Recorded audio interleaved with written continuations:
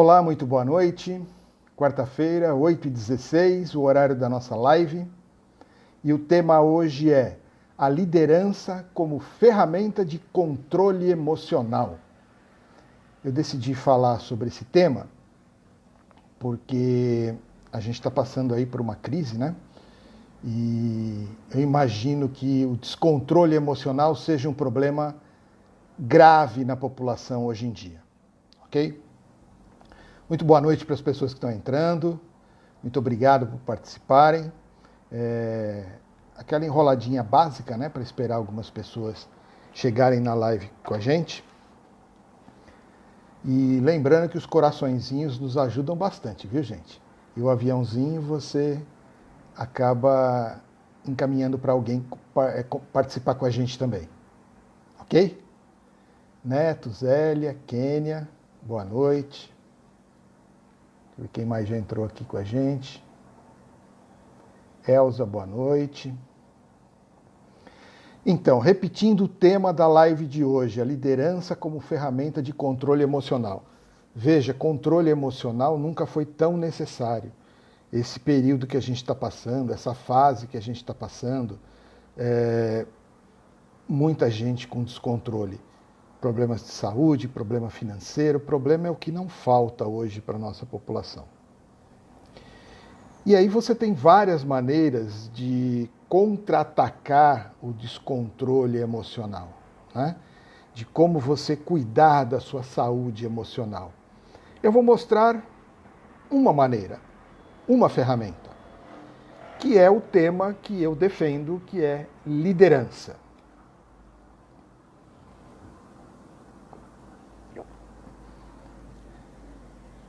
Vamos começar, gente, o conteúdo de hoje. Eu tenho um roteiro aqui, eu preparei, eu vou ler uma boa parte aqui do que eu preparei hoje para vocês. Então, assim, pense nessa situação. Náufragos. Náufragos que se juntaram e pegaram restos de um barco que afundou e construíram uma jangada. Uma jangada bem precária, né? Só me dá um retorno, gente. Vocês estão me ouvindo bem? Estão me enxergando bem? Dá um joinha aí para confirmar para mim, por favor. Muito obrigado para quem está entrando. Então vamos lá. Repetindo, olha essa situação, gente. Náufragos que pegaram restos de um barco que afundou e construíram uma jangada. A sobrevivência desses náufragos ali em alto mar vai depender das ações futuras, certo? Pois bem, uma pessoa do grupo acha que precisa remar em direção ao sol. Ela acha que em direção ao sol eles vão chegar em alguma ilha, em algum continente, em algum lugar, ou vão conseguir alguma ajuda, encontrar algum barco. É uma opinião. Outra pessoa acha exatamente o contrário. Não. Não é em direção ao sol. Em direção ao sol a gente está indo mais para o meio do oceano. É na direção contrária que a gente tem que remar. Bom, uma outra pessoa acha que remar não deve acontecer. Que eles precisam poupar energia para sobreviver mais tempo, esperando um resgate. Uma quarta pessoa também acha que remar não é prioridade, que precisa racionar a pouca água doce que eles conseguiram salvar e pensar em alimento. Essas são as questões principais. Remar está fora de cogitação.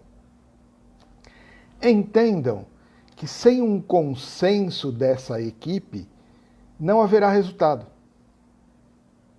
Todos vão morrer. Se cada um remar para um lado, não sai do lugar. Se cada um fizer a tarefa que quiser, eu vou buscar ali, eu vou pescar, eu vou achar uma linha e um anzol, eu vou buscar ali um galão que está boiando de água doce, de água potável. Se cada um resolver fazer a sua tarefa, algumas tarefas serão feitas em duplicidade, porque alguém, eu também quero, eu também vou fazer isso. E tarefas necessárias não serão feitas. Então, qual é a solução? Como essa equipe pode sobreviver? Veja, gente, uma solução prática e rápida seria alguém assumir a liderança do grupo e começar a determinar, atribuir algumas tarefas e pôr algum plano em ação. Essa é a melhor chance de sobrevivência. Alguém assume a liderança e começa a definir algumas atividades, algumas tarefas e traça um plano, um caminho. Se ninguém assumir a liderança e cada um começar a fazer o que quer, ou se ficarem debatendo indefinidamente por um consenso, vai todo mundo morrer.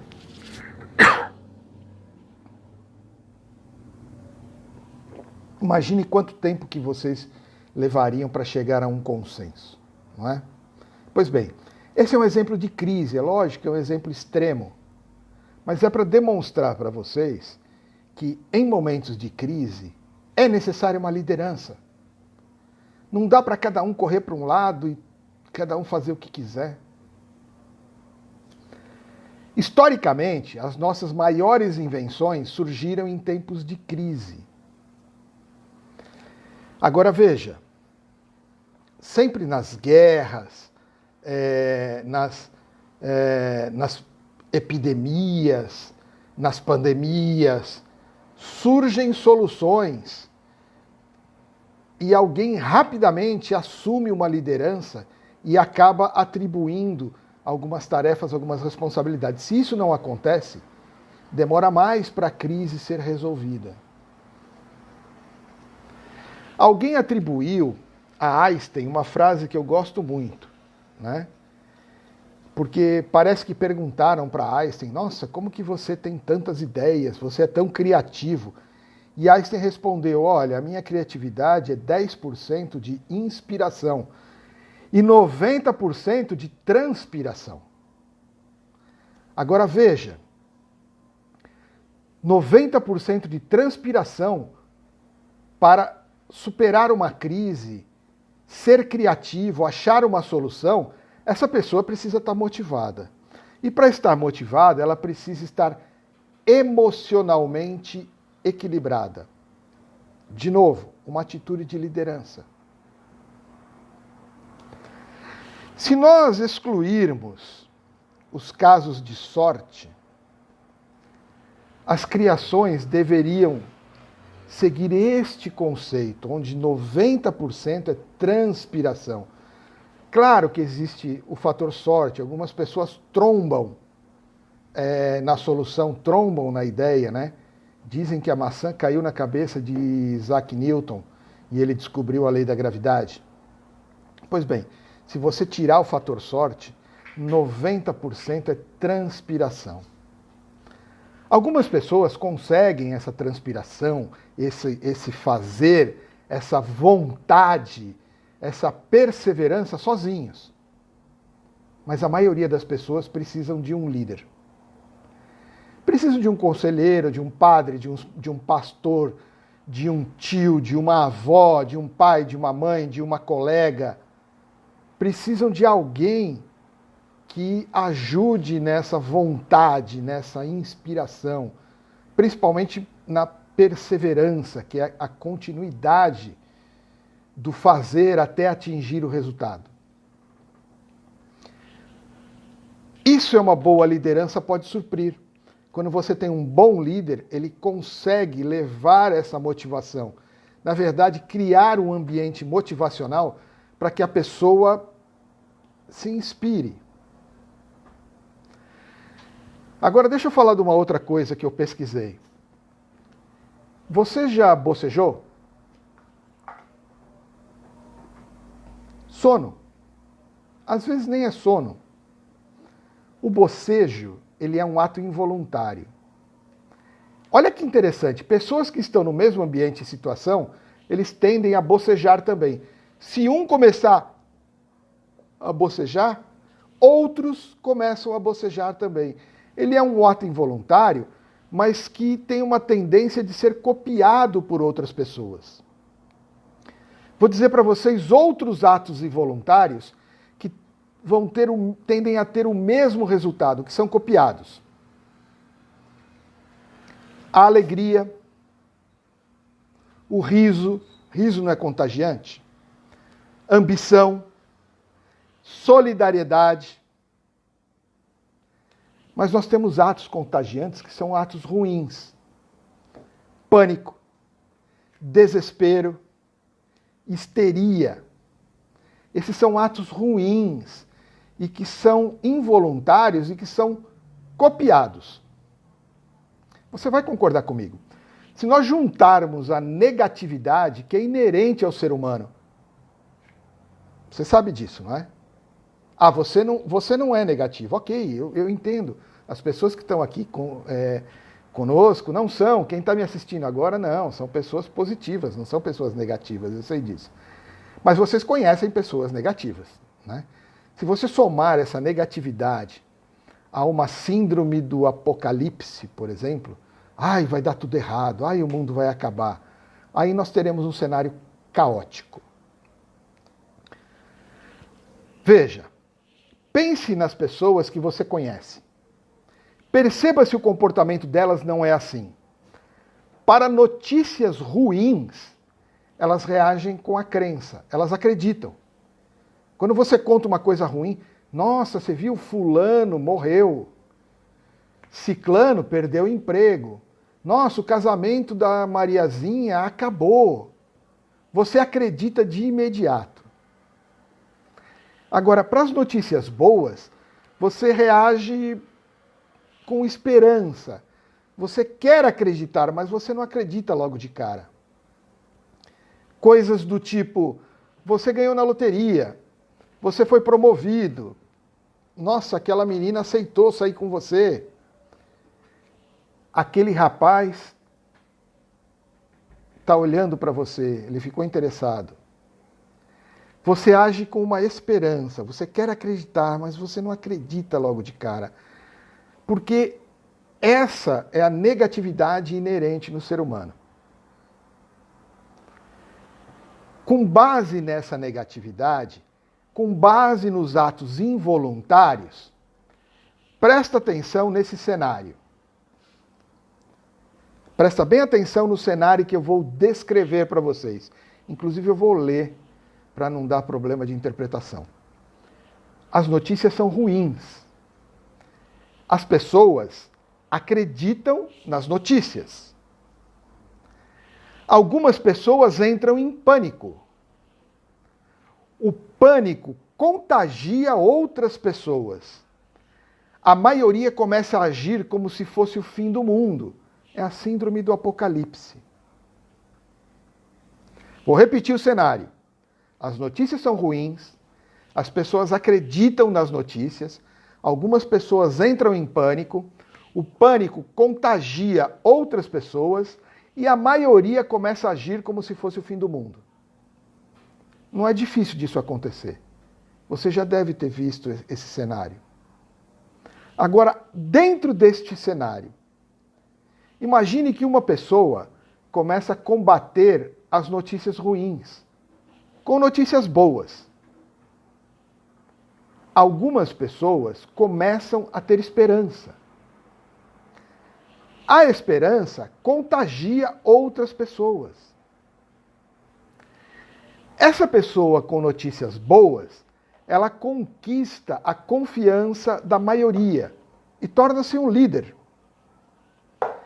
O líder ajuda com notícias boas, transforma as esperanças em objetivos. O líder ensina o caminho para atingir os objetivos. O líder incentiva as pessoas para conquistarem um objetivo fácil e intermediário. O líder enaltece a conquista deste primeiro objetivo, elogia o ato, demonstra o sabor da vitória e motiva o prosseguimento da jornada até os próximos objetivos.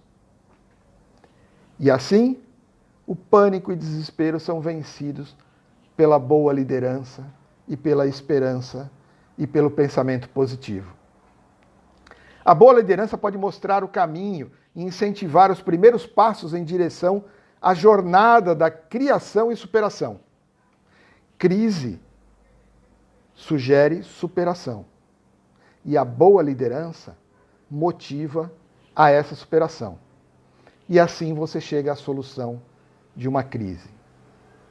Entenderam o que eu quero dizer quando eu coloquei no título que a liderança ela é uma ferramenta para combater o descontrole emocional?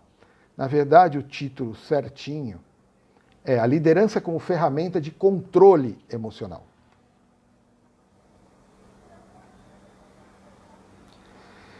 E aí eu vou dizer para vocês, por exemplo, vou dar aqui uma citação de alguns efeitos do descontrole emocional. O que o descontrole emocional pode causar? Bom, logo de cara a ansiedade. E a ansiedade pode evoluir para muita coisa, né? E o que seria essa ansiedade? A ansiedade é quando a pessoa não sabe o que fazer, não sabe o que vai acontecer, ela espera o pior, ela não sabe se isso é o pior ou se ainda vem coisa pior por aí. E aí pira o cabeção. Né?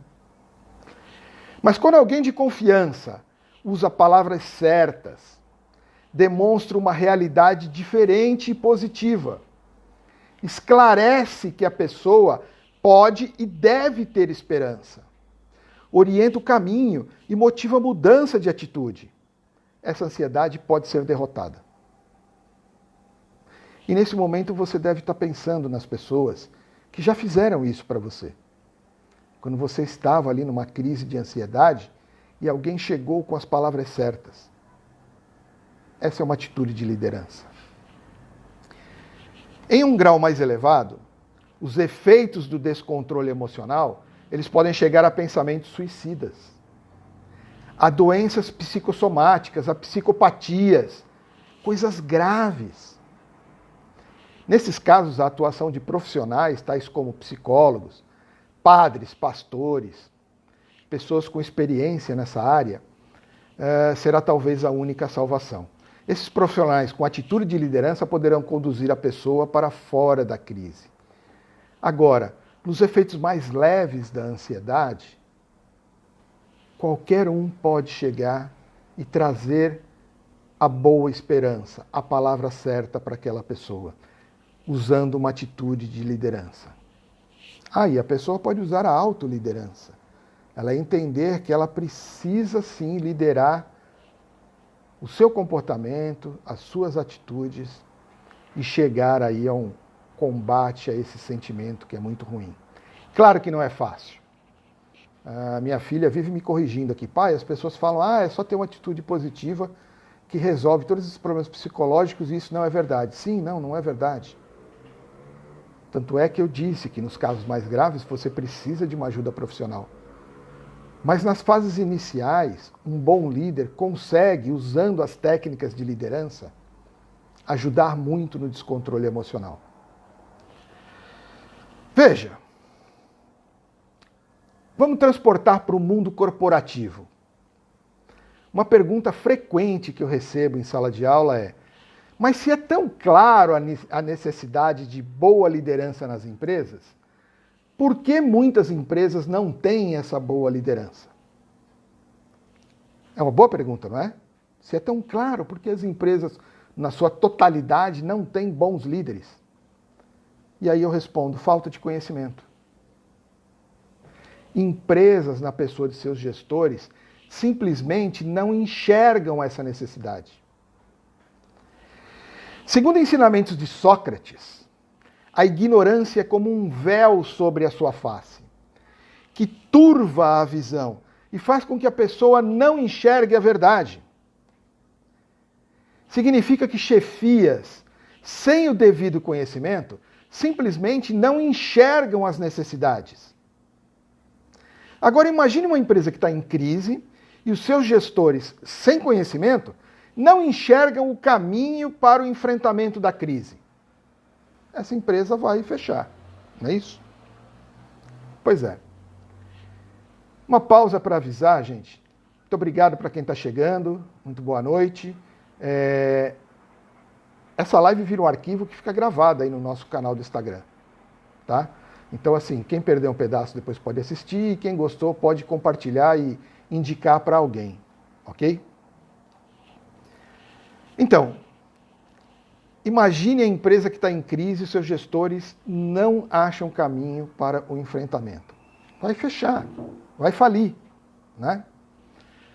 Veja que eu citei bom líder, boa liderança. Então existe o mau líder? Existe a má liderança? Sim, existe. E ela é muito comum. E adivinhe qual o melhor momento para o mau líder e a má liderança se desenvolver? Crise. Na crise é o melhor momento para a má liderança se esparramar, né? E adivinhe qual é a melhor pessoa para o mau líder influenciar? A pessoa desequilibrada emocionalmente. É ela que ele consegue atingir, né? Não tem aquele ditado, cabeça vazia é o trabalho do diabo, do demônio? Então, né? É preciso muita atenção para escapar das armadilhas do mau líder. Comparando com a saúde do seu corpo, a baixa resistência abre espaço para doenças, tal como a fragilidade emocional abre espaço para oportunistas aproveitadores. Quando você está frágil emocionalmente, é a hora que o mau líder se aproveita. Não só o mau líder, os oportunistas de plantão, os espertinhos, os golpistas, eles se aproveitam das pessoas que estão desequilibradas emocionalmente. Este é o alvo de quem não tem conhecimento e de quem está desequilibrado emocionalmente. É aí que o golpista se cria. E como identificar o mau líder? Pelos exemplos que ele dá. Olha só, uma característica recorrente no mau líder é o famoso faço o que eu mando e não faço o que eu faço. Quando você vê a pessoa atribuindo tarefas e falando de ética, de bom senso,